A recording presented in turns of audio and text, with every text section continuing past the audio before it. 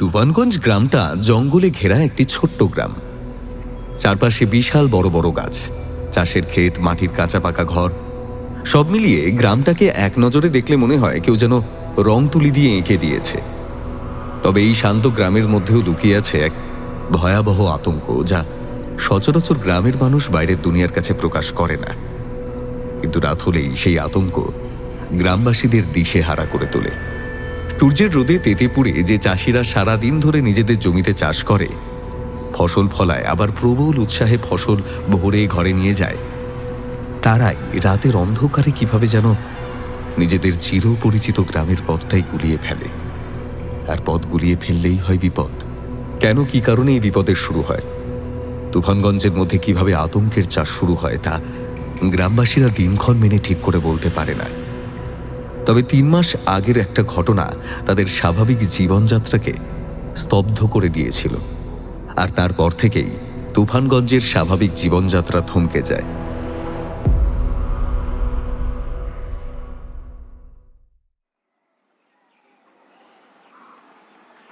মাস 3 আগে খেতে কাজ করছিল চাষি রঘু আর মিলন।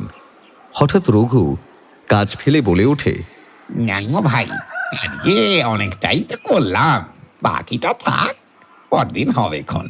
এবার বাড়ি গেলেই হয়। এই সূর্য তো এখনো দিব্যি জল জল করছে। আজ এত তাড়াতাড়ি কোনো দরকার আছে নাকি রে? মিলন জিজ্ঞেস করে রঘুকে। আরে তেমন কিছু না, তবে দিদি জামাই বাবু আসার কথা আছে আজ। মা বলেছিল ক্ষেত থেকে ফেরার পথে একটু মিষ্টি নিয়ে যেতে। হ্যাঁ, তা বেলা তো পড়েই এলো। বাড়ি ফিরতে ফিরতে তা সন্ধ্যা হয়ে যাবে।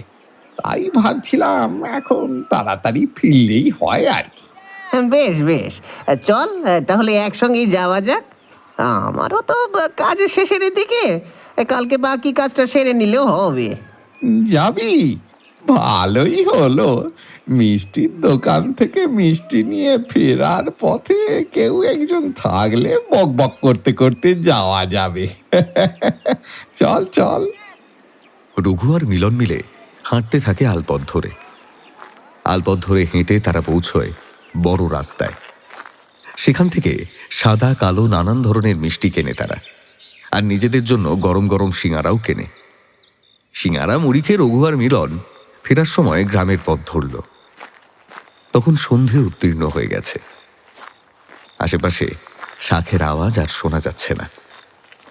রঘু বলল, দেখলি, দেরি হয়ে গেল। জামাইবাবু চলে এলো কিনা কে জানে। শোন না, বলছি কি, দেরি যখন হয়ে গেছে তখন আর ঘুর পথে যেতে হবে না। বাঁশ বাগানের ওই রাস্তাটা ধরেই চল, তাড়াতাড়ি চলে যাব। হ্যাঁ হ্যাঁ, ঠিক বলেছিস তো। রাস্তাটা একটু বেশি অন্ধকার। যাক, তবে দুজন যখন আছি তখন তো আর। তাছাড়া আমার কোঁচরে টর্চও আছে। মিলনের বুদ্ধির তারিফ করতে করতে রঘু বাঁশবাগানের পথ ধরল। মিলন পকেট থেকে টর্চ বের করে জ্বালালো। বাঁশবাগানের পথ ধরতেই সঙ্গে সঙ্গে মিলনের হাতের টর্চটা বন্ধ হয়ে যায়। রঘু তখন বলে, কি হলো রে? বুঝতে পারছি না, ঠিকই তো ছিল, মানে এই তো জ্বলেছে। হ্যাঁ হ্যাঁ হ্যাঁ। 2-1বার টর্চটা হাতে বাড়ি মারতেই সেটা জ্বলে ওঠে, কিন্তু পরক্ষণেই আবার বন্ধ হয়ে যায়। চারিদিক ঘুটঘুটে অন্ধকার, তার মধ্যে কোথাও কোনো শব্দ নেই। এক অস্বাভাবিক নিস্তব্ধতা যেন বাঁশবাগানটিকে ঘিরে রয়েছে। 2 বন্ধু তাড়াতাড়ি রাস্তাটুকু পার হতে চায়, কিন্তু কিছুতেই তারা বাঁশবাগান থেকে বেরোতে পারে না। বারবার ঘুরপথে তারা সেই বাঁশবাগানের মধ্যেই ঢুকে পড়ে। দুজনের বিষয়টা দেখে বেশ অবাক হয়ে যায়। রঘু বলে, কি ব্যাপার বলতো? বারবার আমরা একই জায়গায় গোল গোল করে ঘুরছি। বিষয়টা কেমন যেন অদ্ভুত লাগছে না? চেষ্টা করেও এই বাঁশ বাগান থেকে কিছুতেই বের হতে পারছি না কেন? একটা বিষয় লক্ষ্য করেছিস, এই বাঁশ বাগানের মধ্যে কিন্তু কোনো শব্দ শুনতে পাওয়া যাচ্ছে না। এমনকি কোনো ঝিঁঝি পোকা বা কুকুরের ডাক পর্যন্ত নয়। মিলনের কথা শুনে রঘু বেশ ঘাবড়ে যায়। তারপর অন্ধকারের মধ্যে দুই বন্ধু একে অপরের হাত ধরে দাঁড়িয়ে থাকে। কিছু সময় পরে দুজনেই ভয়ে আর্তনাদ করে ওঠে।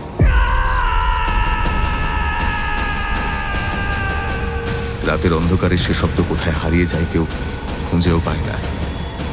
তবে সে রাতে অনেক পরে রঘুর জামাইবাবু আর মিলনের বাবা হ্যারিকেন নিয়ে ওদের খুঁজতে বার হলে বাঁশবাগান থেকে বেশ কিছুটা দূরে রঘু ও মিলনের মৃতদেহ খুঁজে পায়। দুজনের চোখ মুখ বিস্ফারিত হয়েছিল, যেন মৃত্যুর আগে ভয়ঙ্কর কিছু একটা দেখে তাদের জীবন গিয়েছে। এই মৃত্যু দুটোর কোনো কিনারা না হওয়ায় বা কে এই কাজ করেছে তা বুঝতে না পারায় ভয় গ্রামের মানুষদের মধ্যে ঢুকে গিয়েছিল।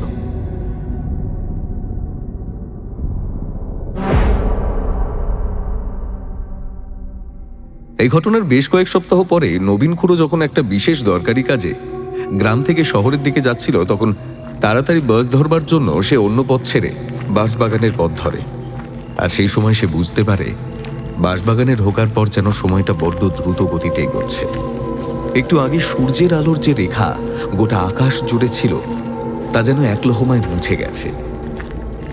এই ঘটনায় এতটাই অবাক হয়ে যায় যে নবীন খুড়ো যে তার হাত থেকে ছোলা ব্যাগটি মাটিতে পড়ে যায়। এ কি করে সম্ভব? আমি দুপুর বেলায় বাড়ি থেকে বের হলাম। ওমা, এই গ্রীষ্মকালের বেলা, এখন তো বিকেল হলেও আকাশে ঝলমলে রোদ থাকা দরকার, কিন্তু চারিদিকে এমন অন্ধকার ঘনিয়ে এসেছে, মনে হচ্ছে যেন সন্ধ্যা হয়ে গেছে। সব কি হচ্ছে আমার সঙ্গে? সবটাই কি আমার মনের ভুল? কি জানি বাবা, বুঝতেই পারছি না। ঝোলা ব্যাগটি তাড়াতাড়ি মাটি থেকে তুলতে গিয়ে তার মনে পড়ে যায় সপ্তাহখানেক আগে এই বাঁশবাগানের মিলন আর রঘুর রহস্য মৃত্যুর কথা। হরির নাম স্মরণ করতে করতে এসে বাঁশবাগান থেকে বেরিয়ে ঘুরপথ ধরার চেষ্টা করে, কিন্তু পারে না। অন্ধকার রাস্তার মধ্যে তার মনে হয় কোনো অতিকায় মানুষ যেন তার সামনে দাঁড়িয়ে রয়েছে, আর সেই অতিকায় মানুষটি তার সর্বশক্তি দিয়ে নবীন খুড়োকে পেছন দিয়ে ধাক্কা দিয়ে যাচ্ছে। কোনোভাবেই বাঁশবাগান থেকে বেরোতে পারছে না সে। ভয় আতঙ্কে নবীন খুড়ো শিউরে ওঠে। তার পরদিন বাঁশবাগানের মধ্যে নবীন খুড়োর ক্ষতবিক্ষত লাশটি চোখে পড়ে। পরপর 3টি মৃত্যুর পর বাঁশবাগান নিয়ে যেমন একটা আতঙ্কের সৃষ্টি হয়, তেমনি সন্ধ্যের পর গ্রাম থেকে বেরোনোর নিয়ম, নানান রকমের তত্ত্বকথা আকাশে বাতাসে ভেসে বেড়াতে থাকে। গ্রাম্য মহিলারা সন্ধ্যা নামার আগে কাজকর্ম সেরে ভেতরের ঘরের মধ্যে ঢুকে পড়েন। গ্রামের পুরুষরা দিনের বেলায় চায়ের থেকে এই নিয়ে তুমুল হাসি মজা এবং বিরোধিতা করলেও সন্ধে নামার পরে, বিশেষত রাতের দিকে, একা একা ঘরের বাইরে যাওয়ার দুঃসাহস কেউ করেন না। ছেলেপুলেরা বিকেলবেলায় নিজেদের বাড়ির ছাদে খেলতে চলে যায়। বাড়ি ফিরতে হলে একসঙ্গে দলবদ্ধভাবে প্রবীণ কোনো মানুষকে সঙ্গে নিয়ে তারা বাড়ি ফেরে। এইভাবেই তুফানগঞ্জের মধ্যে এক আতঙ্কের ছায়া ঘনিয়ে আসে। দিনের বেলা এই গ্রামকে যতখানি শান্ত মনে হয়, রাতের বেলা গ্রামটা হয়ে ওঠে ততখানি বিভীষিকাময়। চায়ের দোকানি রামলাল সন্ধ্যের সময় কিছু গ্রামবাসী যখন চা খেতে আসে, তখন শেষ কেটলির চাটা ফুটিয়ে তাড়াতাড়ি দোকান গুটিয়ে বাড়ি যাওয়ার চেষ্টা করে। রাতের দিকে গ্রামের এখন খদ্দের নেই বললেই চলে, তাই শুধু জীবন বাজি রেখে দোকান খুলে রাখার কোনো মানেই হয় না। তারও ছেলেপুলের সংসার, তাই বউ বাচ্চার কথা মাথায় রেখে কাজ করতে হয়। রামলাল যখন দোকান বন্ধ করে বাড়ির পথ ধরবে, ঠিক সেই সময় তার দোকানে আসে রমেন বারুই।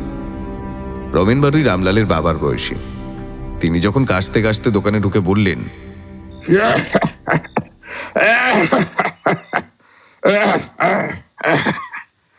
রামলাল, এক কাপ চা বসাতো দেখি বাবা।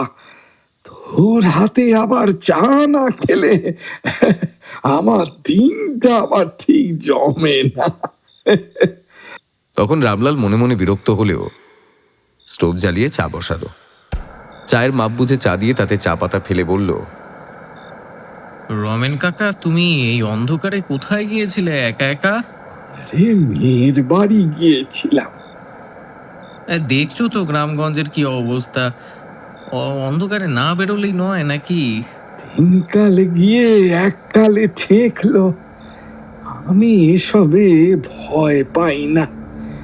আর তোরাও যে কেন এত ভয় পাস বুঝতে পারি না। রঘু, মিলন বা নবীন যারা যারা মারা গেছে, হতেও তো পারে তাদের কোনো গুপ্ত শত্রু ছিল। সেই তলে তলে ছিল কিভাবে নিজেদের কাজ হাসিল করবে। ওই দিন বাঁশবাগানের অন্ধকারের সুযোগ নিয়ে তারা কাজটা করে ফেলেছে। আচ্ছা, এতদিন যে আমরা গ্রামে বসবাস করছি, কখনো কি এমনটা হয়েছে 3 জন মানুষ মারা গেছে? মানে তো এই নয় গ্রামে যারাই আছে তারাই সন্ধেবেলায় বেরোলেই তারা মারা যাবে। তবে তুমি যাই বলো কাকা, বিষয়টা কিন্তু চিন্তার। চিন্তা করা দায় আমাদের নয়, ওপরে একজন বসে আছেন, তিনি চিন্তা করবেন। আমার কি মনে হয় জানিস তোরা, যা কিছু হয় তার সবটাই নির্দিষ্ট করা থাকে, তার হিসেবের অতিরিক্ত কিছুই হয় না। রামলাল এই কথাতে বিরক্ত হলেও সেই বিরক্তি চেপে মধুর স্বরে বলল, 3টে মানুষের মৃত্যু হয়ে গেল, আর এগুলো তোমার সব ভগবান নির্দিষ্ট বলে মনে হচ্ছে? তুমি দেখোনি ওদের ক্ষতবিক্ষত মুখ? 3 জনের চোখ কিরকম বিস্ফারিত হয়েছিল। যে কেউ ওরকম লাশ দেখলে ভয় পাবে। গ্রামের মানুষের ভয় পাওয়াটা অস্বাভাবিক কিছু নয়। কি থেকে কি হয় কে জানে।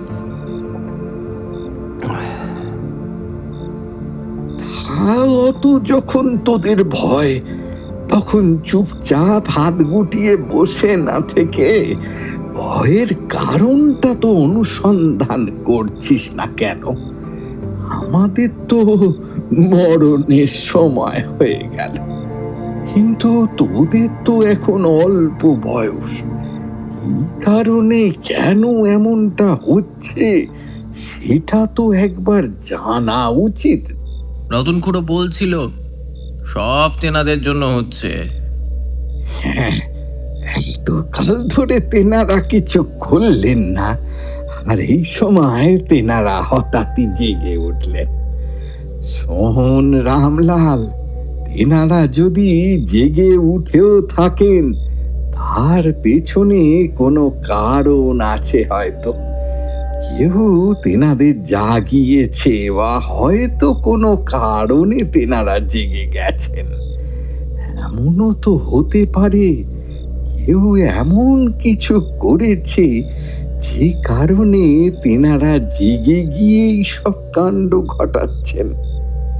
আমি বলি কি, সবাই মিলে দিনে দুপুরে খেয়ে দিয়ে ঘরের মধ্যে সিঁধিয়ে না পড়ে বরং বরং সেই কারণগুলো খোঁজার চেষ্টা কর।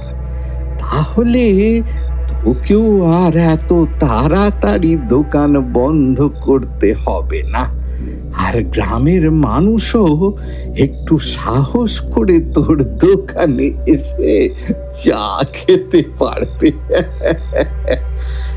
কথাটা মন্দ বলনি কাকা। জীবনের ভয়, বউ বাচ্চার কারণে তাড়াতাড়ি দোকান বন্ধ করে যেতে হচ্ছে ঠিকই, কিন্তু এভাবে তো আর সংসার চলে না। সন্ধ্যের পরই তো কাজকর্ম সেরে সবাই বাড়ি ফেরে, তখন চা খায়। সেখানে সন্ধ্যার আমার কিছুক্ষণ পরে যদি দোকান বন্ধ করে যেতে হয় তাহলে বড় লোকসান হচ্ছে গো। কিন্তু কি করব, বাড়িতে মা, বউ, বাচ্চা সকলে যে তাড়াতাড়ি বাড়ি না ফেললে সকলে একযোগে মরা কান্না কাঁদতে শুরু করে। যা 2-1 টাকা জমানো ছিল তাই ভেঙে এই 2 মাস কোনো রকমে চালাচ্ছি। তাহলে এই 2-3 মাসেই সংসারে অভাব অনটন শুরু হয়ে গেছে। এরপর কিছু ভেবেছিস? শুধু তুই কেন, যারা চাষবাস করে, যারা দিন মজুর খাটে, তাদের কি হবে? আমি বলি কি, এত ভাবনা চিন্তা না করে গ্রামের মোড়লের সঙ্গে কথা বলে একটা উপায় করলেই তো হয়, যদি এর কোনো সমাধান বার করা যায়। বেশ, কাল সকালে বরং যাব। তো তুমি কি যাবে? হ্যাঁ হ্যাঁ, যাব। না যাবার তো কিছু নেই। তুফানগঞ্জ যেভাবে ভয়ের জায়গা হয়ে উঠেছে, সেখানে কাউকে এখন ডেকে আনতে পর্যন্ত ভয় হচ্ছে। গতকাল মেয়েটা বাপের ঘরে আসেনি, সে আসতে চাইছে, কিন্তু আমার বাড়িতে গিন্নি থেকে শুরু করে বৌমা সকলেই বলছে পোয়াতি মেয়েকে এই অবস্থায় এখানে আনতে হবে না। গ্রামে ঘরে যা অবস্থা, তাতে যদি কোনো অঘটন ঘটে যায়, কোনোভাবে মেয়ের শ্বশুর বাড়িতে গিয়ে বলে এসেছি আমার গিন্নি অসুস্থ, কিন্তু এভাবে আর কতদিন? পোয়াতি অবস্থায় না এলেও সন্তান হওয়ার সময় তো তাকে আনতেই হবে। সে তো ঠিকই। আসলে কাকিমা বা বৌঠানকেও তো দোষ দেওয়া যায় না। আমার বাড়িতেও সকলে দিন দুপুরে রান্না করে ঘরের মধ্যে ঢুকে পড়ছে। সেখানে পোয়াতি মেয়ে এলে তার যত্ন আত্মীর আলাদা।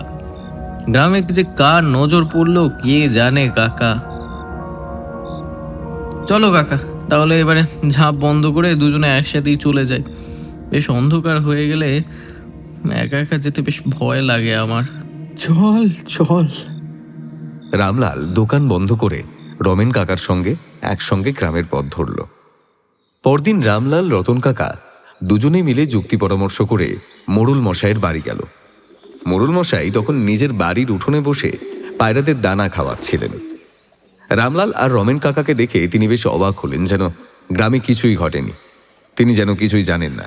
তাই রমেন কাকা বিগত কয়েক মাস ধরে তুফানগঞ্জে যা কিছু ঘটছে এবং তাই নিয়ে যে আতঙ্কের পরিস্থিতি তৈরি হয়েছে সেই বিষয়টা সবটা খুলে বললেন। মোড়ল মশাইকে হাত জোর করে বললেন, সবই তো শুনলেন, এবার আপনি আমাদের বাঁচান মোড়ল মশাই। মোড়ল মশাইয়ের ততক্ষণে পায়রাদের খাওয়ানো হয়ে গিয়েছিল। তিনি ডানা খাওয়ানোর বাটিটা মেঝেতে রেখে রামলালদের দিকে তাকিয়ে গম্ভীর স্বরে বললেন, এই বিষয়টা নিয়ে আমিও অনেক দিন ধরেই ভাবনা চিন্তা করেছি। আপনারা যে এত পরে এসেছেন তাই দেখে আশ্চর্য হচ্ছে। আর তাছাড়া গ্রামে যেভাবে আতঙ্ক বেড়ে চলেছে, চাষবাস থেকে শুরু করে ব্যবসাপত্র সবই তো লাটে ওঠার জোগাড়। তাতে আমি ভেবেছিলাম আরও আগে আপনারা আসবেন। যাই হোক, অবশেষে আপনাদের ঘুম ভেঙেছে দেখে ভালো লাগছে। আপনি ভেবেছেন মোড়ল মশাই তাহলে কিছু উদ্যোগ নেননি কেন? মাথা চুলকে বলল রামলাল। হ্যাঁ, কিন্তু আমি নিজে থেকে কোনো উদ্যোগ নিতে চাইনি এই বিষয়ে, কারণ আমি চাইছিলাম গ্রামবাসীরা এই বিষয়ে নিজে থেকেই সচেতন হোক। আমি নিজে থেকে বললে হয়তো গ্রামবাসীদের মনে ধারণা হতো যে আমি যেহেতু দোকান করবার জন্য সকলের থেকে একটা মাসিক চাঁদা নিই, সেই কারণে নিজের স্বার্থে এসব কথা বলছি। তাই এতদিন আমি চুপ ছিলাম। রমেন কাকা কাশতে কাশতে বললেন, আমরা যখন এসেছি, এবার আপনি ভাবতে শুরু করুন। আপনি ভাবতে শুরু করুন। রামলালও সেই কথার সঙ্গে সহমত হয়ে ঘাড় নাড়ল। মোড়ল তখন বললেন, বেশ, আমি ভাবনা চিন্তা করে দেখব, কিন্তু তোমাদের উপর আমি একটা দায়িত্ব দিতে চাই। তোমরা গ্রামবাসীদের সঙ্গে এই বিষয়টা নিয়ে কথা বলো, আর তারপর আজ বিকেল বেলায় তোমরা সবাই মিলে আমার বাড়িতে এসো। গ্রামবাসীরা সকলে এই বিষয়টা নিয়ে ভাবুক।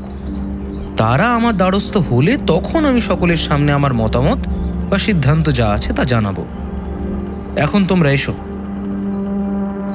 মোড়লের কথায় খুব খুশি হয়ে রমেন কাকা আর রামলাল বাড়ি ফিরে গেল। বাড়ি ফিরে গিয়ে তারা গ্রামের মানুষদের এক জায়গায় জড়ো করে গ্রামে ঘটে চলা ঘটনা নিয়ে তাদের ভাবনা চিন্তা বলতে থাকল। এই আতঙ্ক নিয়ে যে দীর্ঘদিন বাস করা সম্ভব নয় সেটাও তারা জানালো।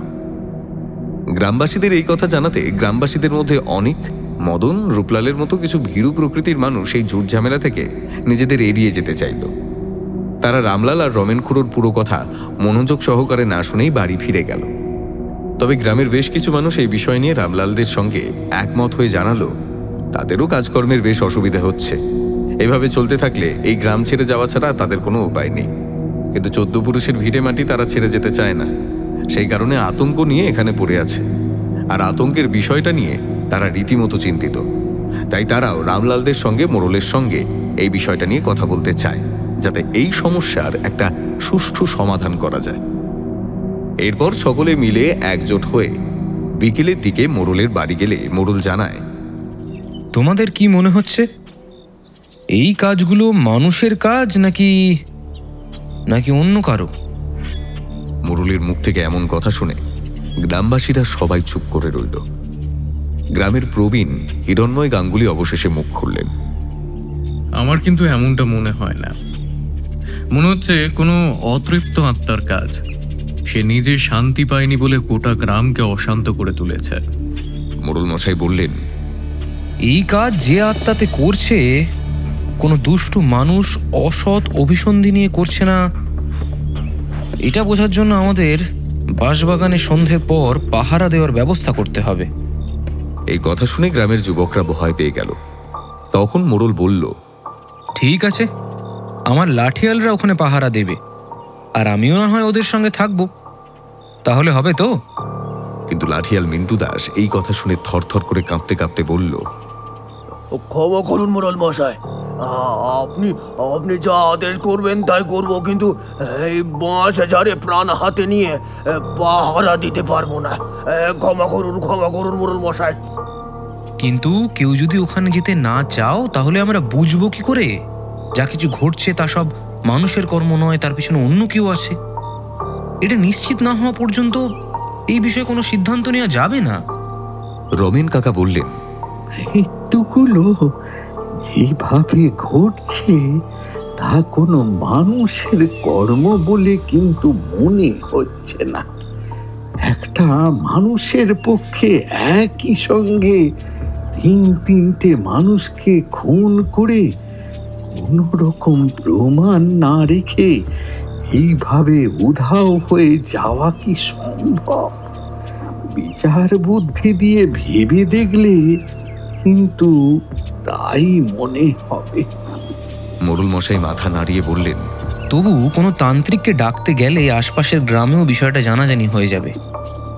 তাই আমার মনে হয় একজন তান্ত্রিক ডাকবার আগে একবার সবটা নিজেদের পরখ করে নেওয়া উচিত। আমি বুঝতে পারছি গ্রামের কোনো মানুষ ওখানে সন্ধ্যের পর যেতে চাইছে না, কিন্তু যেহেতু আশেপাশের গ্রামে এখনো পর্যন্ত এই বিষয়গুলো জানাজানি হয়নি, তাই আমরা বাইরের থেকে লোক নিয়ে এসে পাহারার ব্যবস্থা করতে পারি।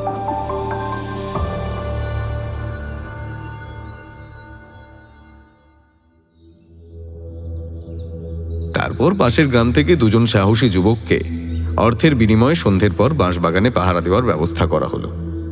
কিন্তু একদিন পাহারা দেওয়ার পরই তারা পরদিন সকালে মোড়ল মশাইয়ের বাড়ি গিয়ে বলল তারা ওই বাঁশবাগানে কাজ করতে পারবে না।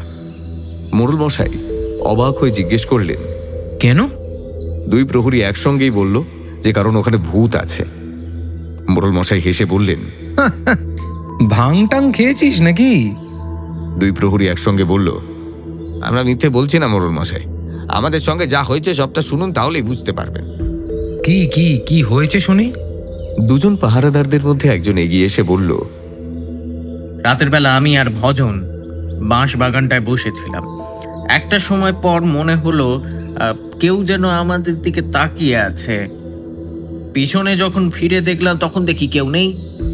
একটা অদ্ভুত ব্যাপার লক্ষ্য করলাম, ওই বাঁশ বাগানের মধ্যে কোনো পাখি বা রাতচরা প্রাণীর আওয়াজ শুনতে পাওয়া যায় না। তবে আমরা সেগুলোকে অতটা গুরুত্ব না দিয়ে এক জায়গায় বসেছিলাম। 2জনে মিলে এক জায়গায় বসে থাকতে থাকতে ভজন এক সময় বলল, আমি ওই দিকটায় যাচ্ছি। উল্টো দিকে ঝোপঝাড়ের দিকে কয়েক পা এগোতেই ভজন চিৎকার করে উঠল। আমি সেদিকে ছুটে গেলাম। ও তখন আমাকে চিৎকার করে বলল, ওপর থেকে ওর কপালে বিন্দু বিন্দু জলের মতো কি যেন পড়ছে। সব থেকে আশ্চর্যজনক হলো সেই জলটা ভীষণ রকমের ঠান্ডা, যেন বরফ গলা জল। আমি লণ্ঠন নিয়ে গিয়েছিলাম, ওই আলোর দিকে তাকিয়ে দেখলাম বিন্দু বিন্দু রক্ত ওর কপালের ওপর থেকে গড়িয়ে পড়েছে মুখে। আমি তখনকার মতো ওকে কিছু না বলে আমার গামছাটা দিয়ে মুখটা মুছিয়ে দিলাম। তারপর উপর দিকে তাকাতেই মনে হলো কেউ একজন এক দৃষ্টে আমাদের দিকে তাকিয়ে বসে আছে। আমাদের দুজনের কাছে টর্চ ছিল, সেই টর্চের আলো এতক্ষণ মাটির দিকে মুখ করে রাখা ছিল। টর্চ দুটো নিয়ে উপর দিকে আলো ফেলতেই দেখলাম সেখানে কেউ নেই, অথচ আমার মনে হলো কানের কাছে খুব করুণ স্বরে কেউ যেন কাঁদছে। আর তার পরক্ষণেই টর্চ দুটোই একসঙ্গে নিভে গেল, এবং আশ্চর্যের ব্যাপার কি যেন সারা রাতে আর জ্বলল না। অন্ধকারের মধ্যে অনেকক্ষণ একটানা দাঁড়িয়েছিলাম আমরা। তারপর আর কিছু মনে নেই। সকালবেলা যখন জ্ঞান ফিরল তখন দেখলাম বাঁশবাগানের ধারে শুয়ে আছি। রাতের সব কথা মনে করতেই ভয় ছুটে এলাম আপনার কাছে। রাতের বেলা নেশা করে জানা তাই বকছিস নাকি? আচ্ছা, যদি সত্যি ভূত থাকতো তাহলে তোদের ঘাড় দুটো না মোটকে এরকম আস্ত রেখে দিত? শোন, কাজ করবি না ঠিক আছে, কিন্তু একটা কথা মাথায় রাখিস, আমাদের এই তুফানগঞ্জ গ্রামের একটা নাম আছে, কিন্তু সেই নাম যদি খারাপ হয় আমি কিন্তু তোদের ছেড়ে দেব না। আর তোরা যাতে অন্য কোথাও কাজ না পাস সে ব্যবস্থাও আমি করব। পাহারাদার দুজন চলে যাওয়ার পর রমেন কাকা মোড়ল মশাইয়ের বাড়িতে এলো। বাড়িতে এসে এ কথা সে কথার পর বলল, পাহারাদার দুজনের সঙ্গে দেখা হলো। ওই বাঁশবাগানে রাত্রে থাকতে দুজনই বেশ ভয় পেয়েছে। আমি বলি কি মোড়ল মশাই, এবার একটা ব্যবস্থা নিলে হয় না? হ্যাঁ, কিন্তু আর কিন্তু নয়, গ্রামে ঘরের ব্যাপার তো আপনি বুঝতেই পারছেন। বাড়ির মেয়ে বৌমারা বেশ ভয় পাচ্ছে। আত্মীয় কুটুম বাড়ি বলুন বা মেয়ের ঘর, সেখানের কাউকে এই গায়ে আসতে বলতেও আমরা ভয় পাচ্ছি। সকলকে তো আর জনে জনে এই গায়ের কথা বলা যায় না, বললে তো গায়েরই বদনাম নাকি? সে তো ঠিকই, কিন্তু আমি একটা কথা ভাবছি, বাঁশবাগানের মধ্যে সন্ধ্যের দিকে কেউ যাতায়াত করলে যদি সত্যি তার মৃত্যু হয়, তাহলে ওই পাহারাদার দুজনকে ছেড়ে দেওয়া হলো কেন? সারা রাতে তো গোটা রাতে তো যথেষ্ট সময় ছিল তাদের মেরে ফেলার।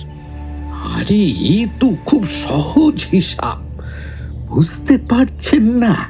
যে দুজন পাহারাদার এসেছিল তারা যে দেহ বন্ধন করে আসেনি বা কোনো রকম কবজ পরে আসেনি, কি করে জানলেন? দুজন যাওয়ার পথে আমি তো স্পষ্ট দেখলাম দুজনের হাতের কবজির কাছে মোটা কি সব বাঁধা আছে। হতে পারে কোনো শক্তিশালী তান্ত্রিকের কোনো কবজ পরে আছে তারা। আবার অন্যটাও তো হতে পারে যে প্রেতাত্মা আছে তার রাগ খালি ওই গ্রামবাসীদের ওপর, অন্য কোনো গ্রামের অধিবাসীদের ওপর তার কোনো রাগ নেই, তাই সে তাদেরকে ভয় দেখিয়ে এখান থেকে দূর করেই ক্ষান্ত হয়েছে। যাক, আপনি তাহলে মানছেন প্রেতাত্মা রয়েছে? আরে বাবা, আমার মানা না মানায় কিছু যায় আসে না। এবার বলুন, কোথায় কোন তান্ত্রিক আছে? আপনাদের খোঁজ খবরে এমন কেউ আছেন কি? আগে অভয় দেন তো বলি। আমার বাবার আমলে ওনার একজন তান্ত্রিক বন্ধু ছিলেন। তিনি মাঝে মধ্যেই গায়ে নানা কাজে কর্মে আসতেন। সুরেন মুখুজ্জে, তাকে একবার খবর দিলে কেমন হয়? বেশ, আমি তাহলে খবর দেওয়ার ব্যবস্থা করছি। রমেন কাকা সন্তুষ্ট হয়ে মোড়লের বাড়ি থেকে বেরিয়ে গেলেন। মোড়ল মশাই এক দৃষ্টে রমেন কাকার দিকে তাকিয়ে রইলেন। কিছু প্রশ্নের উত্তর তিনি ক্রমাগত হাতড়ে চলেছেন, কিছুতেই যেন তার হিসেব মিলছে না। এমন সময় মোড়ল মশাইয়ের মা ঘরে এসে বললেন, সূর্য, কি কথা শুনছিলাম তোর বাবার নামে? ও কিছু নয় মা, ওই বাবার একজন বন্ধু ছিলেন সুরেন মুখুজ্জে, তাকে একবার দরকারে খবর পাঠানো হয়েছে। সুরেন মুখুজ্জে? হ্যাঁ, আমি তার নাম শুনেছি। গ্রামে গঞ্জে কোনো সমস্যা হলে তাকে ডেকে পাঠানো হতো। তুই তো বেশিরভাগ সময়টা মামার বাড়িতেই থাকতিস, তাই এসব বিষয়ে কখনো দেখিসনি।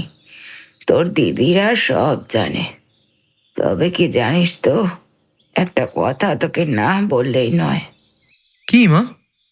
তোর বাবা মারা যাওয়ার আগের দিন বেশ রাত করে উনি যখন বাড়ি ফিরলেন, আমি দেখলাম ওনার চোখ দুটো লাল হয়ে আছে। বললেন খুব খিদে পেয়েছে, কিন্তু যখন থালা সাজিয়ে বেড়ে দিলাম তখন চমকে উঠলেন আর খাবার ফেলে উঠে গেলেন। তারপর তার গায়ে জ্বর এলো, সেই জ্বরেই উনি মারা গেলেন। পরে আমি লাঠিয়ালদের মুখে শুনেছিলাম উনি সে রাত্রে বাঁশবাগানের ওই রাস্তা দিয়েই ফিরেছিলেন। তুমি তুমি এ কথা আমাকে আগে বলনি কেন মা? কথাটা যে এত দামি সেটা কখনো যে মনে হয়নি, কিন্তু এখন যখন বাঁশবাগান নিয়ে এত কথা শুনছি তখন মনে হলো, কি জানি সে রাত্রে তোর বাবার সঙ্গেও কি কিছু হয়েছিল নাকি। মায়ের মুখ থেকে এই কথা শুনে রীতিমতো চমকে উঠলেন মোড়ল মশাই। তুফানগঞ্জের মোড়ল সূর্যপ্রতাপকে পদমর্যাদার কারণে সকলে আপনি আজ্ঞে করলেও মানুষটার বয়স 30 বছর। আজ থেকে 1.5 বছর আগে তার পিতৃবিয়োগের পর সে এই গ্রামের দায়িত্ব নিজের কাঁধে তুলে নিয়েছে। গ্রামবাসীদের উন্নয়নের জন্য বিভিন্ন সময় নানান রকম চাঁদা ও অর্থ সংগ্রহ করলেও কখনোই গ্রামবাসীদের উপর জোর জুলুম করে না। সংগৃহীত চাঁদার টাকা নিয়ে গ্রামের রাস্তার উন্নয়ন থেকে শুরু করে গ্রামের মধ্যে স্কুল তৈরি করেছে সে। তাই গ্রামের মানুষদের মনের মধ্যে তার প্রতি একটা শ্রদ্ধাবোধ রয়েছে। নিজের বাবার মৃত্যুকে সে একটা স্বাভাবিক ঘটনা বলেই জেনে এসেছিল এতকাল, কিন্তু আজ মায়ের মুখে সত্যি কথাটা শুনে সে নতুন করে সবটা আবার ভাবতে শুরু করল।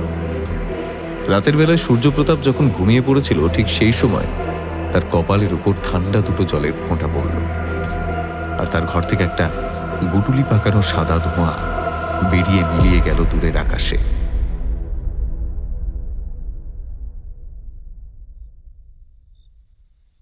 পরদিন রমেন কাকা নিজে উদ্যোগ নিয়ে সূর্যপ্রতাপের সঙ্গে তান্ত্রিক সুরেন মুখুজ্জের শরণাপন্ন হল। সুরেন মুখুজ্জের বয়স 82-র কাছাকাছি হলেও তার চোখে মুখে বয়সের ভার ফুটে ওঠেনি। মোড়ল যখন রমেন কাকার সঙ্গে সেখানে পৌঁছল, সুরেন মুখুজ্জে তখন লাল রঙের ধুতি পরে দালানে বসে মনোযোগ সহকারে আদ্যাস্তোত্র পড়ছিলেন। রমেন কাকার কাছ থেকে সব কথা শুনে তিনি একটু ভাবলেন, তারপর ধীরে ধীরে বললেন, তোমরা যা বলছো আমি বুঝতে পারছি। আমি যাব তোমাদের গাঁয়ে। ওখানে গিয়ে একটা যজ্ঞের ব্যবস্থা করতে হবে, সে আমি বেশ বুঝতে পারছি। কোনো একটা অদৃশ্য শক্তি সেখানে রয়েছে বলেই এমন অনুমান, কিন্তু আমার প্রশ্নটা অন্য জায়গায়। কি সমস্যা তান্ত্রিক ঠাকুর? জিজ্ঞেস করল সূর্যপ্রতাপ। দেখো বাবা সূর্যপ্রতাপ, তোমার বাবা রবীন্দ্র প্রতাপ বেঁচে থাকাকালীন সে মাঝে মধ্যেই আমাকে ডাকতো গ্রামে কোনো যজ্ঞের জন্য। একবার তোমার বাবার জোড়াজুড়িতেই ওই পুত্রেষ্টি যজ্ঞের জন্য আমি গিয়েছিলাম তোমাদের বাড়ি। কিন্তু কিন্তু আগে আমি যতবার তুফানগঞ্জে গিয়েছি আমার কখনো এমন অশান্ত বোধ হয়নি। তারপর তোমার বাবার মৃত্যু সংবাদটা শুনলাম, তখন সবটা শুনে আমার কেমন অস্বাভাবিক ঠেকলো। তারপর এই রবীন্দ্র প্রতাপের মৃত্যুর পর গ্রামে এইভাবে অস্বাভাবিক মৃত্যু, এই সমস্ত কিছু শুনে আমার মনে হচ্ছে যে এই সমস্ত ঘটনাটা একটা অন্যের সঙ্গে জড়িত। আর মৃত্যুর তালিকাটা এখনো শেষ হয়নি বাবা, শেষ হয়নি। রমেন কাকা এই কথা শুনে শিউরে উঠে বললেন, এখনো শেষ হয়নি? না, সূর্যপ্রতাপ, তুমি যজ্ঞের ব্যবস্থা করো। আমি আমি আগামীকাল তোমাদের গ্রামে যাব। কিন্তু তার আগে যদি আরো কারো ক্ষতি হয়ে যায়? কৌতূহলী প্রশ্ন করল রমেন কাকা। না, আমার তেমনটা মনে হচ্ছে না। আমার আমার অনুভব শক্তি অন্তত পক্ষে তাই বলছে বাবা। তোমরা সবাই নিশ্চিন্ত মনে ফিরে যাও, আর তারপর যজ্ঞের ব্যবস্থা করো। হ্যাঁ, এখন এসো এসো, আমাকে আবার পুজোয় বসতে হবে। তান্ত্রিকের সঙ্গে দেখা করে ফেরার পথে সূর্যপ্রতাপ রমেন কাকার সঙ্গে লাঠিয়ালদের পাঠিয়ে দিল। রমেন কাকা জিজ্ঞেস করলেন, এইসবের কি দরকার?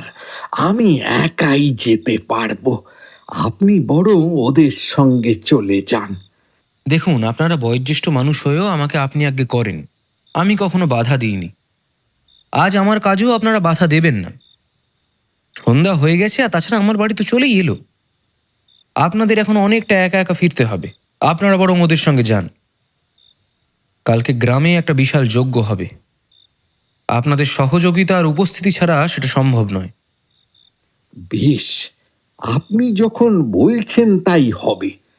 আমার বিশ্বাস কালকের পর সব কিছু ঠিক হয়ে যাবে। রমেন কাকা এই কথা যখন বললেন, ঠিক সেই সময় দূরে কোথাও শেয়ালের হুক্কা হুয়া ডাক কানে এলো। নির্জন অন্ধকারের মধ্যে হঠাৎ সেই আওয়াজ শুনে রমেন কাকা চমকে উঠলেন। মোড়ল মশাই একটু হেসে বললেন, ভয় নেই, আমার লাঠিয়ালরা সঙ্গে যাচ্ছে তো, আপনি নির্বিঘ্নে যান।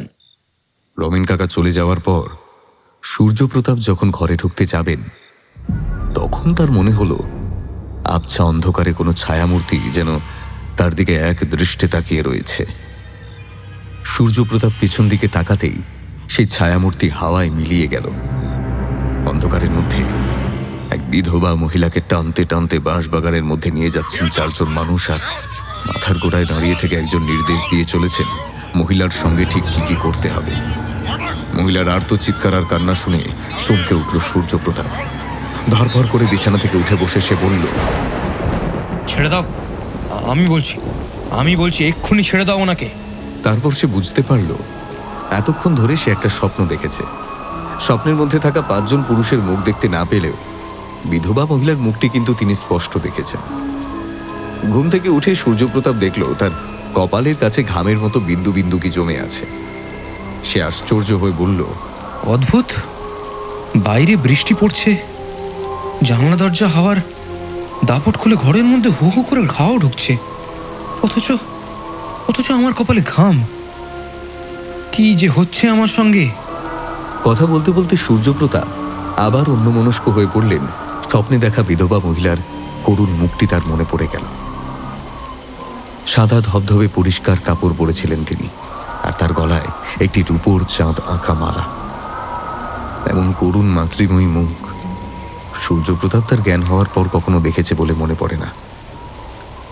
বিষয়টাকে নিছক স্বপ্ন বলেই উড়িয়ে দিলেন তিনি। তারপর জল খেয়ে আবার ঘুমিয়ে পড়লেন।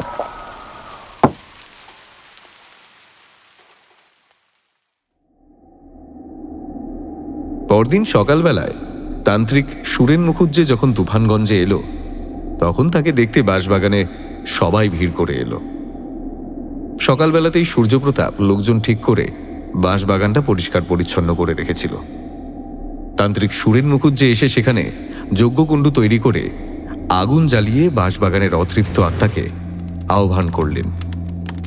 তখন মায়েরা তাদের বাচ্চাদের কোলে করে বাড়ি ফিরে গেল, আর বাড়ির পুরুষ ও বয়স্ক মহিলারা ভয় আর উৎসাহের সঙ্গে যজ্ঞবেদীর চারপাশে জড়ো হল। আহুতি দেওয়ার সঙ্গে সঙ্গে সূর্যপ্রতাপের মনে হলো বাঁশবাগানের ভেতর থেকে যেন কেউ করুণ সুরে কাঁদছে।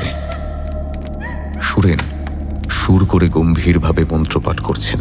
রিং ক্রিং নমো ফট স্বাহা, রিং ক্রিং চামুণ্ডায় বৈ স্বাহা, রিং ক্রিং নমো ফট স্বাহা।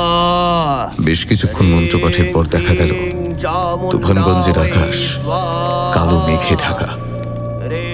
দিনের বেলাতেও চারিদিকে এমন অন্ধকারে ঢেকে গেল যে মনে হলো তুফানগঞ্জে আচমকা রাত নেমে এসেছে। অন্ধকারের মধ্যে অদূরে এক ছায়ামূর্তি ভেসে এলো। সূর্যপ্রতাপ সেই ছায়ামূর্তির দিকে তাকিয়ে অবাক হয়ে গেলেন। এই ছায়ামূর্তিকেই তিনি কাল রাত্রে স্বপ্নে দেখেছেন। বিধবা থান পরা, গলায় রূপোর চাঁদমালা, কিন্তু কিন্তু স্বপ্নে যেটা দেখেননি এখন সেটা দেখলেন। এই এই অশরীরীর গলায় একটা লাল মোটা দাগ। সুরেনতান্ত্রিক কিছু বলতে যাবেন, ঠিক সেই সময় এক অদ্ভুত নিস্তব্ধতা ছেয়ে এলো চারিদিকে, আর একটা দমকা বাতাস এসে যজ্ঞের আগুন নিভিয়ে দিল। সুরেনতান্ত্রিক জলদ গম্ভীর স্বরে বলে উঠলেন, কে তুমি? কেন এই গ্রামের মানুষদের জ্বালাতন করছো? কি চাও তুমি? কি চাও? ছায়ামূর্তিটি কিচ্ছু বলল না। শুধু ভিড়ের মধ্যে থাকা রমেন কাকা হঠাৎ গোঙাতে লাগলো, আর তারপরেই ভিড় থেকে কোনো অদৃশ্য শক্তি রমেন কাকাকে টেনে এনে হাওয়ায় ভাসাতে শুরু করলো। রমেন কাকা আর্তনাদ করতে করতে বললেন, আমায় ছেড়ে দে কুমুদিনী, আমায় ছেড়ে দে। আমি সব বলছি, আমি পাপের স্বীকার করছি। হ্যাঁ, আমি পাপের স্বীকার করছি। ছায়ামূর্তি করুণ ভাবে হেসে বলল, বল বল, এখনো সময় আছে, বল। রমেন কাকা শূন্যে ভাসতে ভাসতে বলল, এই বাঁশ বাগানের মাটিতে 2 বছর আগে কুমুদিনীকে গলা টিপে মেরে পুঁতে দেয়া হয়েছিল। আগের মোড়ল রঘু আর মিলনকে দিয়ে এই কাজ করিয়েছিলেন। সেই রাত্রে আমি আর নবীন একসঙ্গে যখন যাচ্ছিলাম, আমরা নিজের চোখে সমস্ত দেখেও চুপ করে যাই। মোড়ল মশাই অনেক টাকা আমাদের দিয়েছিলেন, সেই লোভে আমরা আর কিছু বলিনি। আমরা সবটা জেনে শুনে চুপ করে গিয়েছিলাম। একটা হত্যাতে সাহায্য করেছি। ক্ষমা কর, ক্ষমা কর আমাকে কুমুদিনী, ক্ষমা কর। কুমুদিনী? কে কুমুদিনী? সূর্যপ্রতাপ কৌতূহলী হয়ে জানতে চায়। রমেন কাকা বলে, কুমুদিনী মোড়ল মশাইয়ের লতায় পাতায় বোন হয়। তার যখন বর মারা যায় তখন সে 3 মাসের গর্ভবতী ছিল। এরপর সে একটি পুত্র সন্তান প্রসব করে, কিন্তু তার ছেলেটি হারিয়ে গিয়েছিল বলে তিনি মোড়ল মশাইকে সাপ সাপান্ত করছিলেন। তাই মোড়ল মশাই আর রাগ সামলাতে না পেরে, মিথ্যে, আবার মিথ্যে বলছো রতন দাদা, সত্যিটা বলো, আমার পোকা কোথায় বলো। আর্তনাদ করে উঠল অশরীরী ছায়া, আর সকলে দেখল রমেন কাকা শূন্য থেকে আছড়ে মেঝেতে পড়ল। যন্ত্রণায় কাতরাতে কাতরাতে রমেন কাকা বলল, বলছি বলছি সব সত্যি বলছি। মোড়ল মশাই, তোমার বাবা আসলে কুমুদিনীর সন্তানকে চুরি করে নিজের কাছে এনে রেখেছিলেন। সেই বিষয়টা কুমুদিনী জানতে পেরে যায় অনেক পরে।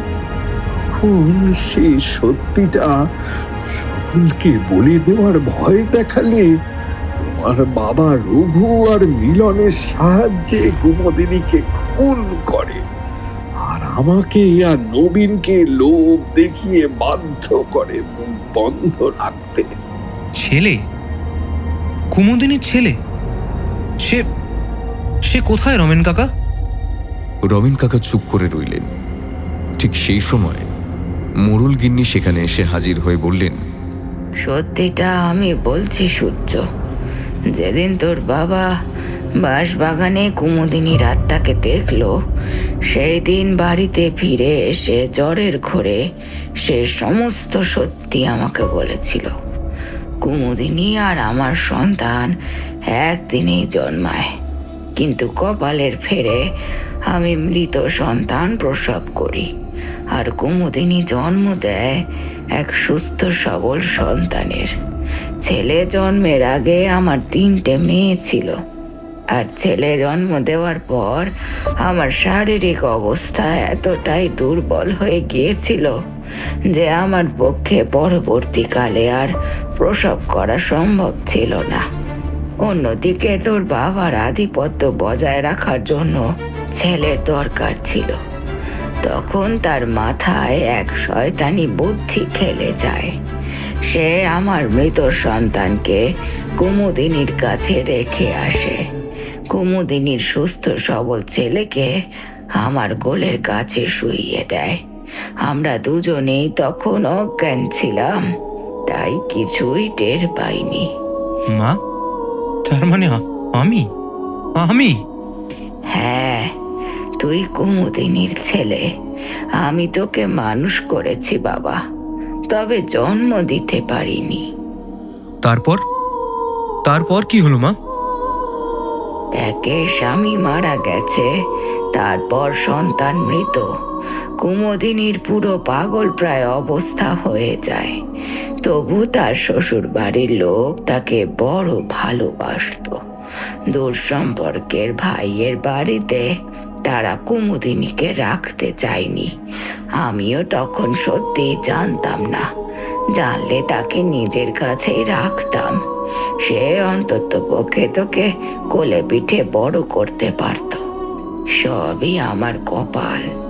তোর বাবা সত্যিটা আমার কাছে আড়াল করে গিয়েছিলেন, কারণ তিনি জানতেন মেয়ে মানুষের পেটে কথা থাকে না, আর নিজের বিষয় সম্পত্তি রক্ষার জন্য তিনি পুত্র সন্তান চেয়েছিলেন। সেই পুত্র সন্তান যখন নিজের দূর সম্পর্কের বোনের ছেলে, সেক্ষেত্রে তো আর কোনো বাধাই থাকে না। তবে উনি যদি প্রথম থেকে সত্যিটা বলতেন, তাহলে আমরাও কুমুদিনীকে সবটা জানিয়ে দত্তক নিতে পারতাম। কিন্তু তোর বাবা পাপের পথ বেছে নিলেন, তাই কুমুদিনীর আত্মার হাতেই তাকে মরতে হলো। তার মৃত্যুর দিন আমি ঘরের মধ্যে কুমুদিনীকে দেখেছিলাম। কিন্তু কিন্তু বাবা তাকে খুন করলো কেন?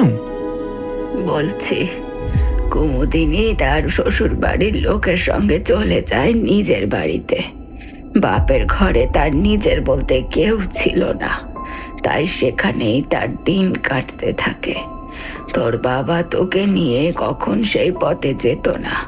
কখনো কুমুদিনীর সঙ্গে দেখা করতে গেলে একাই দেখা করে আসতো। এরপর বহু বছর পর এক দরকারি কাজে তোর বাবা তোকে সঙ্গে করে কুমুদিনীর শ্বশুর ঘরের পাশ দিয়ে যাচ্ছিল। কুমুদিনীকে সে খবর পর্যন্ত পাঠায়নি। ভেবেছিল কুমুদিনী টের পাবে না, কিন্তু অদৃষ্টের পরিহাস, কুমুদিনী জানলা দিয়ে তোকে দেখে তোর মুখের মধ্যে তার মৃত স্বামীর মুখের হুবহ মিল খুঁজে পেয়ে অবাক হয়ে যায়। মায়ের মন তো, সত্যি জানার জন্য সে মরিয়া হয়ে ওঠে। অবশেষে ধাইমার থেকে সব সত্যি জেনে সে যখন এই গ্রামে এসে তোর বাবার মুখোমুখি হয়, তখন তোর বাবার সব সত্যি জানাজানি হয়ে যাবে, এই ভয়ে তাকে খুন করে পুঁতে রাখে বাঁশবাগানে। তারপর সে এই বাঁশবাগানের পথে আর ভুলেও মারাতো না, কিন্তু সে রাত্রে সে মনের ভুলে এই রাস্তা দিয়ে চলে এসেছিল। সব সত্যি শুনে সূর্যপ্রতাপ মেঝেতে পড়ে যান। তান্ত্রিক সুরেন অবাক হয়ে যান, আর কুমুদিনুর অশরীরী ছায়ামূর্তি একবার নরম সুরে ডেকে ওঠে, ওঠ খোকা, খোকা ওঠ। সূর্যপ্রতাপ দেখেন অশরীরী ছায়ামূর্তির চোখে জল। সেই মুহূর্তে সূর্যপ্রতাপ অশরীরী ছায়ামূর্তিকে মা বলে সম্বোধন করে, আর তারপরেই কুমুদিনীর আত্মা ধোঁয়ায় রূপান্তরিত হয়ে মিলিয়ে যায়, আর যজ্ঞকুণ্ডের আগুন জ্বলে ওঠে। তান্ত্রিক সুরেন বলেন, সূর্য প্রতাপের মা ডাকে অভাগিনী কুমুদিনীর আত্মার শান্তি হয়েছে, কিন্তু সূর্য প্রতাপ আপনাকে কিন্তু পুত্র হিসাবে তার শেষ কাজ করতেই হবে। বেশ, সূর্যপ্রতাপ ছলছলে চোখে বলে ওঠেন, করব। আপনারা আপনারা যা বলবেন আমি আমি সব করব। এরপর বাঁশবাগানের মাটি খুঁড়ে সূর্যপ্রতাপের লেঠেলরা খুঁজে পায় কুমুদিনীর কঙ্কাল। সে কঙ্কালের গলায় রূপোর চাঁদমালা ঝুলছে। অভাগিনী মায়ের শেষ স্মৃতি হিসেবে সে সেটা নিজের কাছে রেখে কঙ্কালটির মুখে আগুন দিয়ে মায়ের শেষ কার্য সম্পন্ন করে। সূর্যপ্রতাপ যখন তার মায়ের অন্তিম কার্য সমাধা করে, ঠিক সেই সময় রমেন কাকা অজ্ঞান হয়ে পড়ে যায়। গ্রামবাসীরা ছুটে এসে তাকে ধরে, কিন্তু সে আর চোখ খুলে তাকায় না। কুমুদিনী তাকে ছেড়ে দিলেও ভগবান তাকে ক্ষমা করেনি। আচমকা হৃদরোগে তার মৃত্যু হয়। সূর্যপ্রতাপ এরপরে যাবতীয় সম্পত্তি তার দিদিদের নামে করে দেয়। জন্মদাত্রী মাকে খুন করা পালক পিতার প্রতি ঘৃণায় তার মন পরিপূর্ণ হয়ে উঠেছিল। সেই ঘৃণা নিয়ে তার পক্ষে তুফানগঞ্জে থাকা আর সম্ভব ছিল না। সে তাই তুফানগঞ্জ ত্যাগ করে। মোড়ল গিন্নি ছেলেকে ছাড়তে চান না। ছেলে গ্রাম ছাড়বে শুনে তিনি অন্ন জল ত্যাগ করেন। তখন সূর্যপ্রতাপ তার পালিত মাকে নিয়ে বৃন্দাবনে চলে যান, আর সেখানে গিয়ে নতুনভাবে জীবন শুরু করেন।